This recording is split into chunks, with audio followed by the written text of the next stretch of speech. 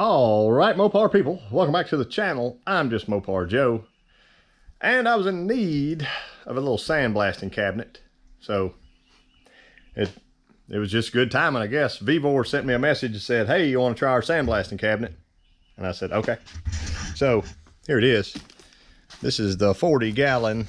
Let me show you there's the name. Vevor cabinet. I'm kind of starting to pick their stuff over Harbor Freight. And I know you can drive to Harbor Freight, but they sent me this like within 2 days. I'm gonna crack it open and see how it works. I've got some engine mounts I need to blast. So these are my big block Mopar truck engine mounts that I'll use on the 400 or 406 going into the little blue farm truck special. And I needed to clean them up anyway, so I figured I'll use my little Vevor blaster and see what happens. I'm gonna take the bolts out and probably just throw them in a cup to soak. And you can see these dudes are pretty greasy. I was not even gonna attempt to clean them up. It looks like they had good orange overspray from their last spray paint rebuild. So let me get the cabinet out, set up, and go to work. Oh, I found the instructions, or destructions, whatever you want to call it. Step one's pretty simple. You just bolt the plate or the see-through screen. There's a piece of weather strip behind that, and the frame just goes down. You bolt it down, you tighten the screws up. Now check out step number 2. All you got to do in step number 2 is everything. And after that's done, so you do your legs, you do your pan, you do your sides, back, front, hinge, top plate, 10,000 screws it looks like. You got to be sure, do not tight each when assembly. You know the thing. And then you're going to put together the air line and then assemble the full machine. So you put all the rest of the pieces together after you do that. So let me go back to step 2. When I get that done, I'll come back and show you what it looks like. So here's my cabinet. It wasn't too bad after I studied the instructions more. You get 2 different length screws, and I think the first one's about a 1/2 inch long. The others are about 1 inch long. So let me shut the lid. Lid fits fine, seems fine. And they give you a tube of gray sealer. I need to walk by and smear that off, but professional use only. Anyway, the bottom instantly blew out as soon as I squeezed the thing, because I was trying to carefully put it between the things and use it like that. But anyway, it's sealed up pretty good.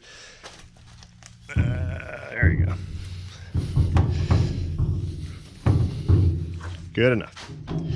So the very bottom pan does have a nice rubber seal on it that comes up from the bottom side. So I could see as I tightened, all the air gap went out of there. I wouldn't go through any extra trouble of trying to seal this if it was me.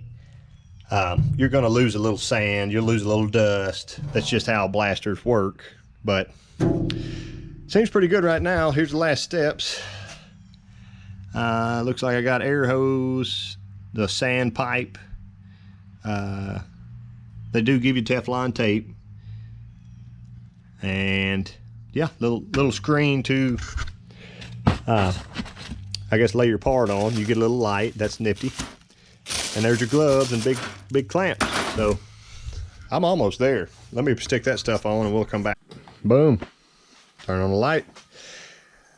The door is a little bit out of adjustment, and there's not really a lot that you can do. Slop the holes out a little bit and the screws, pull it over, bend the lip out, but it does come with a couple little shocks. That's cool. I just hooked my air hose on for a minute, see what's up with it.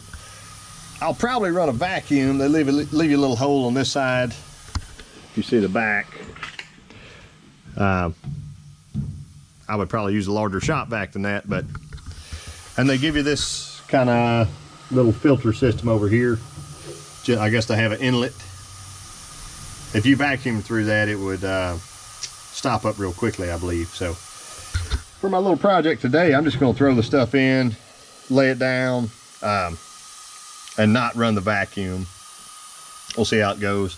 It does have the little screen protector on, so that's nice. Seems to be sealed up. This is a nice fat rubber, and they give you a couple little hinges. The gloves, my hands fit pretty good in, and I wear an extra large glove. The sleeves look a little bit thin, kind of like a tarpaulin or something. So just keep that in mind. If they go bad, I'm sure you can buy more for $5. And they said don't pour more than 10 pounds of aggregate in the bottom. So I've got some brand new Black Beauty in a bag. And I'll pour my 10 pounds in, see what happens. See if we can get something blasted finally here. If I can get my little gloves on without destroying them. There's one. And I'm not running a vacuum. You can see the suction hose here. See how she does. I'm not going to try to just flood sand out of here. Let's just try to work slow and see what happens. Oh yeah. That's about a quarter of the trigger pull. Which I think pulling it all the way doesn't actually do anything more.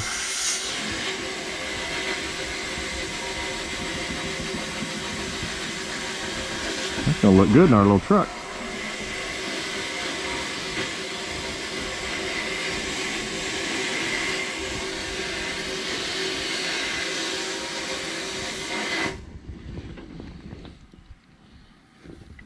Looks good for my house.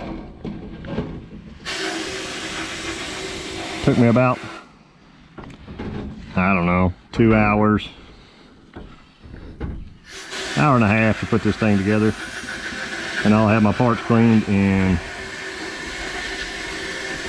5 minutes or less.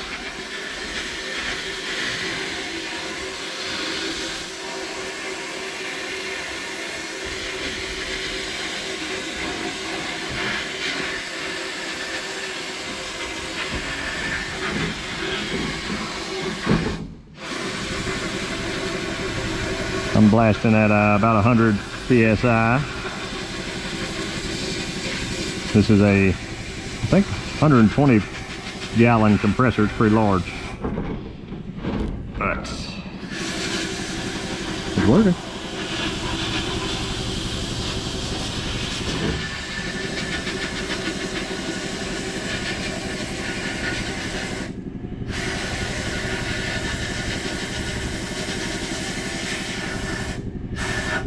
Uh-oh. Our tube is uncovered. See if I can shake some of our stuff back down.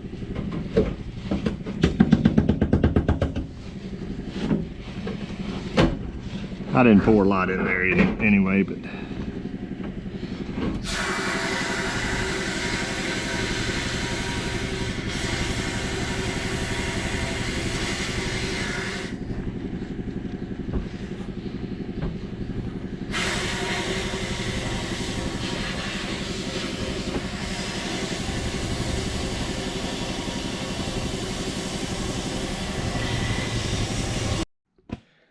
well, there it is.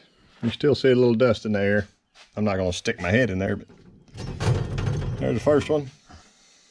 Looks really good to me. Still dirty. I need to degrease these still. You can see that funk, but overall, I'm pretty pleased with the cabinet.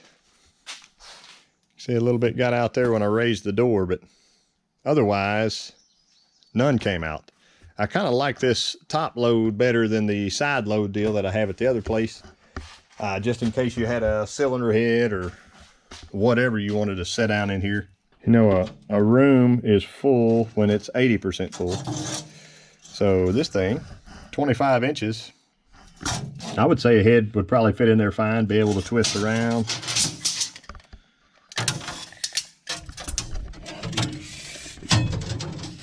Back wall about 21 3/4. So it's all good. I look forward to using it on more projects, but anyway, they shorted me that much on the phone, but it's all good. I think the thing works pretty nicely. And as always, there'll be a link in the description you can click on, and it'll save you a little money on this if you need one of these. What I may do in the future is maybe run my tube out, put me a bucket or something under my table to where it'll just continue sucking forever and the stuff will continue falling down. We'll see. Overall, it's not a bad little rig. Shuts nicely. I'm gonna seal her back up, and I'll catch you next time.